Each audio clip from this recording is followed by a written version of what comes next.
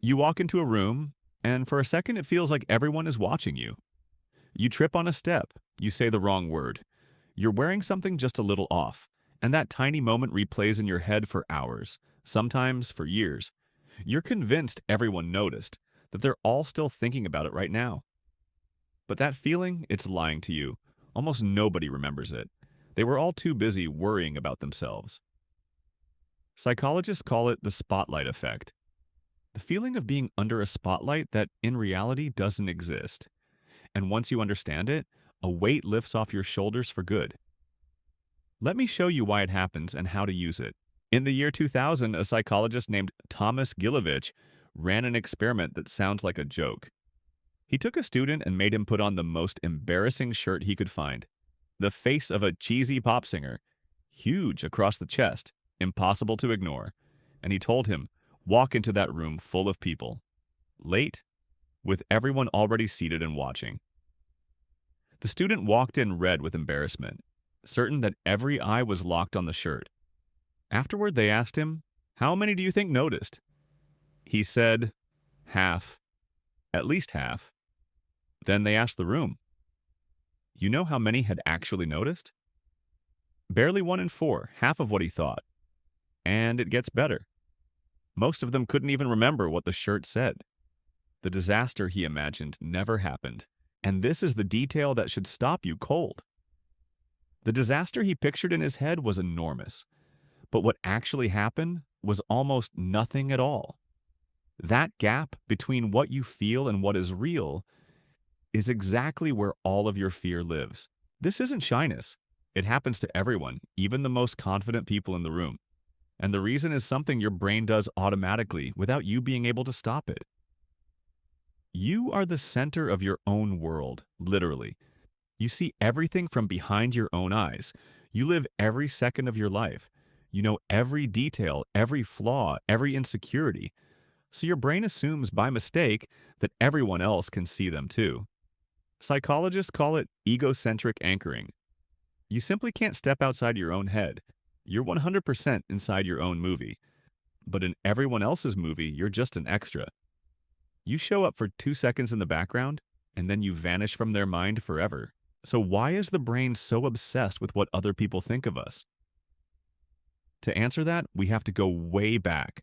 Hundreds of thousands of years. We lived in small groups. 30, 40 people. And we depended on them for everything. If the group rejected you, it wasn't an embarrassment. It was a death sentence. Alone, out in the wild, you wouldn't survive a single week. So your brain developed an alarm, one that watches constantly. Am I being judged right now? That alarm kept your ancestors alive 100,000 years ago. The problem is it's still switched on today, but there's no tribe left to cast you out. Now that same alarm fires over an email, a meeting, or walking into a place a little late. Once you know it, you start seeing it everywhere in your daily life. You get a pimple and you swear it's the first thing everyone sees. It isn't.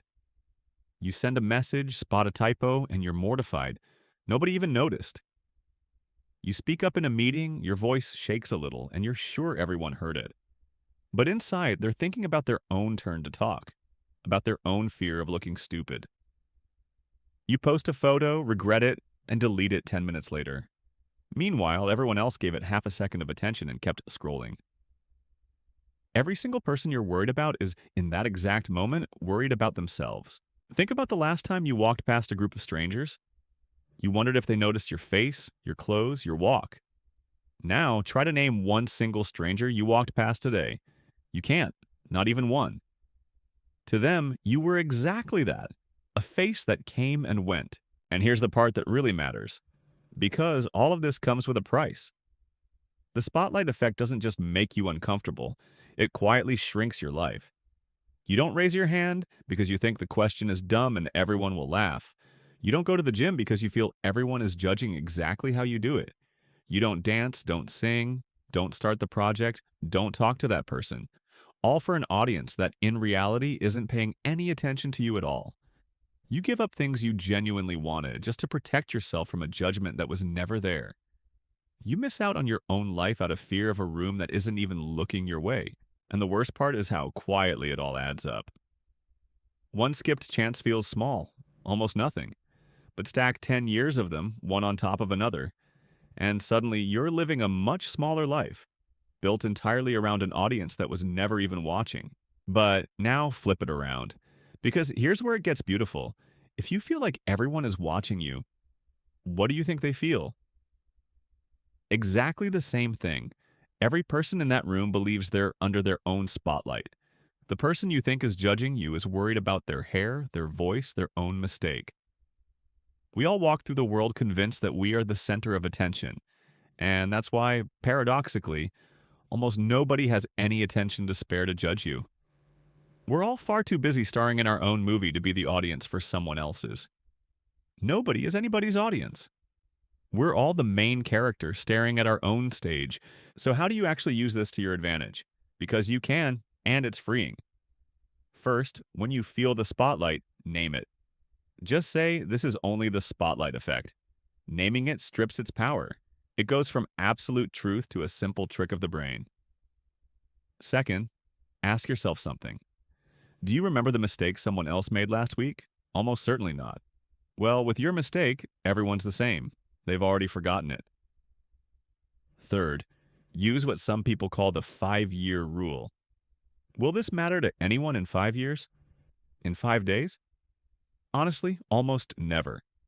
And fourth, the most powerful one of all, do the thing that embarrasses you on purpose. Speak up, ask the question, dance, mess up in public, and watch what actually happens. You'll see the world doesn't end. Nobody laughs. The room just carries on with its day. Every time you do it, the alarm calms down a little more. You are slowly retraining your own brain. Here's a small experiment you can run this very week. Walk into a coffee shop and order something slowly, out loud. Feel the little wave of panic rise in your chest, then look around at what everyone else is actually doing. Nothing. The spotlight was only ever inside your own head. And there's something almost poetic hiding in all of this. The very same thing that makes you feel so exposed is also quietly protecting you. Because if nobody pays much attention to your flaws, they don't pay much attention to your missteps either. You have far more freedom than you ever realized. A huge margin to try, to fail, and to try again. Nobody is keeping score. Nobody is keeping a record. Only you ever were. The harsh audience you've been imagining your entire life never actually bought a ticket. The room is empty. It always was. And that shouldn't scare you. It should set you free. So the next time you walk into a room and feel all those eyes on you, remember, the spotlight you feared was never even on. You're free to just be you. And if this lifted a little weight off your shoulders, stick around, because next I'll show you another thing your mind is hiding from you.